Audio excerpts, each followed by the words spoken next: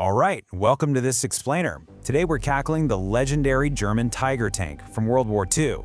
We're going to dive right into the history, the incredible engineering, and honestly, the brutal math that ultimately doomed this machine. We're going to look past the legendary status of this tank and see exactly what made it tick, and why, despite its fearsome reputation, it ultimately couldn't turn the tide of the war.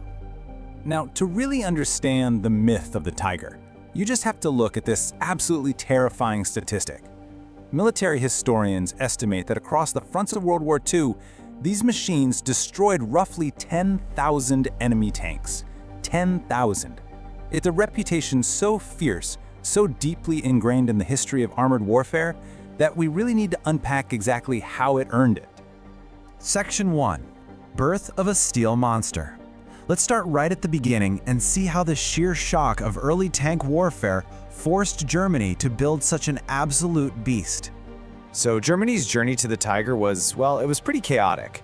Think about it. They went from the bitter defeat of World War I, where they were literally banned from building tanks under the Versailles Treaty, to secretly developing them in the 1920s and 30s. You had General Heinz Guderian championing the idea of packing these tanks into dedicated panzer divisions, a theory that brought immense early success.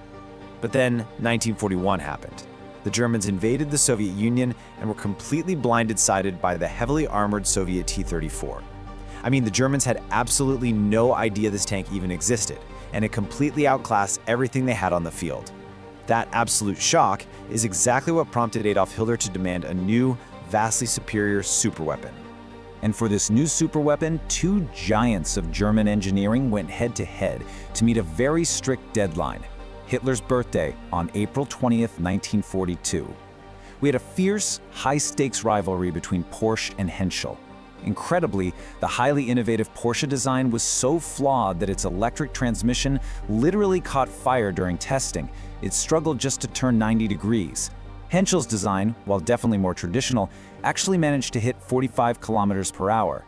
So, despite its own share of overheating engine issues, Henschel took the win and secured the contract for the Panzer VI, better known to all of us as the Tiger.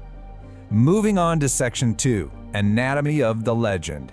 Let's take a look under the hood and see exactly what Henschel built to dominate the battlefield. 56 tons. Just try to imagine maneuvering a 56-ton steel dinosaur. To put that into perspective for you, this machine was a full 20 tons heavier than its main rivals. That meant it was an absolute beast to handle. And that immense, staggering weight dictated almost every single aspect of its design and how it could actually be used in combat. Because really, the Tiger wasn't just a tank, it was a wildly over-engineered fortress. It packed a devastating 88mm gun, which, fun fact, was originally derived from a highly effective anti-aircraft weapon. The front of it, protected by a massive 100mm of thick armor plate. It was even equipped with a crazy system that allowed it to drive completely underwater for up to 2.5 hours. That kind of tech was almost unheard of back then. And because it was so impossibly heavy and wide, it literally required interchangeable tracks. They had to use 520mm narrow tracks just to squeeze it onto railway transport cars, and then crews had to painstakingly swap those out for 725mm combat tracks before it could even head into battle. Talk about high maintenance. 2,200 meters. That right there is the range from which the Tiger's pinpoint-accurate 88mm gun, paired with its superb optics, could easily destroy an enemy armored target. This incredible reach basically meant that if you were in an Allied tank, a Tiger crew could spot you, target you, and completely obliterate you long before you could even get close enough to return fire effectively. It's just wild. Section 3. Comfort and Survivability. So, what was it actually like to be buttoned up inside this 56-ton steel box in the middle of a war? Well, here's a highly unexpected detail we found in the sources. A Soviet driver of a captured T-34 actually got the chance to test out a captured Tiger, and he honestly couldn't believe how comfortable it was. He specifically noted the spacious workspace, a personal shelf, a soft seat, and get this, a steering wheel instead of those heavy, exhausting levers. But he also gave a pretty stark warning that it was incredibly specific to drive. Because of all that weight, if you took it up to 30 kilometers per hour, the tank briskly went into a dangerous skid, so it required immense skill to keep it under control. And as for survivability, the armor was just staggering. Get this, during 1 hour-long engagement, a single Tiger took an unbelievable 227 hits from enemy fire. 227! Despite severe damage to its tracks, its suspension, and the transmission, that armor held firm. The tank still managed to drive 60 kilometers back to base entirely under its own power. Just incredible. Section 4. Terror on the battlefield.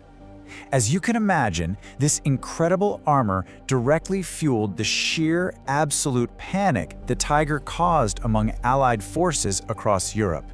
Listen to this first-hand account from Villers-Bocage in Normandy because it perfectly captures that utter helplessness Allied crews felt. Captain Pat Dias described firing from a mere 100 meters away, only to watch his shells simply bounce right off the Tiger's thick armor plates. The counterfire that followed literally threw him right out of his own burning tank. That was the terrifying reality for anyone unlucky enough to face a Tiger head-on. It's super fascinating that this fear mutated into a genuine psychological weapon. It birthed a very real phenomenon known as Tigerphobia. Allied troops were so terrified of encountering one that they started seeing Tigers everywhere, even when they were just looking at standard run-of-the-mill tanks.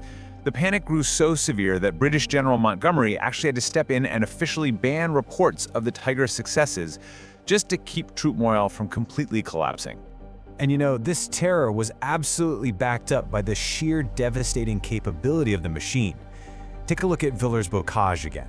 In a single morning, an ambush led by SS Lieutenant Michael Whitman's solitary Tiger destroyed 47 Allied vehicles, inflicting 257 casualties. It was brutal proof that, in experienced hands, a single Tiger could stall an entire Allied advance, acting like an almost impenetrable wall of steel. Section 5. Fatal Flaws. Okay, so if the Tiger was so invincible, so utterly terrifying, and so brilliantly engineered, why on earth didn't it win the war for Germany? Let's get into the dramatic conclusion. It basically all comes down to the brutal, unforgiving math of warfare. The Germans built a meticulously crafted, highly complex masterpiece. But here's the kicker. They only managed to produce about 1,350 of them. Meanwhile, the Soviets, they were churning out good enough, highly manufacturable T-34s by the absolute tens of thousands, over 40,000 in fact. And American factories were outproducing Germany 4-1. So, despite its dominance, the Tiger was just a tiny drop in the ocean compared to the sheer industrial tidal wave of the Allies. And right here is the fatal logistical flaw: 6 liters. That is the massive amount of fuel the Tiger consumed for a single kilometer traveled off-road. Actually, think about that for a second. 6 liters for 1 kilometer. Its massive Maybach engine guzzled fuel at a totally unsustainable rate, especially for a country that was rapidly losing its access to oil. Because it was so incredibly over-engineered, building and running a Tiger was frankly an economic and logistical nightmare. It took 300,000 man-hours just to build one. The cost? 800,000 Reichsmarks. That is the equivalent of building 3 entire fighter planes. And out on the battlefield, it was entirely dependent on this constant, vulnerable stream of fuel and ammo supply convoys. So if the Allies simply destroyed the unarmored supply trucks following behind, the mighty Impenetrable Tiger tank basically became a useless 56-ton paperweight. And yet, despite all of this, Hitler's obsession with even bigger weapons persisted. This obsession led directly to the creation of the King Tiger. Weighing in at an astonishing 70 tons, it was the largest operational tank of the war. But during the Battle of the Bulge and the Ardennes, that weight proved completely disastrous. It was way too large for narrow, muddy roads. It ruined local infrastructure, rapidly burned through its massive fuel requirements, and ultimately, many of these giant tanks had to be blown up by their own crews just so they wouldn't fall into enemy hands when they got hopelessly stuck in the mud. Which leaves us with this incredibly fascinating historical paradox to think about. The Tiger was arguably the greatest individual tank of its time. an absolute marvel of armor and firepower. But its perfection, its extreme complexity, and the massive resource drain it caused were exactly what made it a strategic failure on a macroscopic scale. So, what do you think? Did the obsessive pursuit of an unbeatable superweapon actually blind its creators to the very real math of winning a global war? It's a lot to think about. Thanks for joining me for this explainer, and I'll catch you in the next one.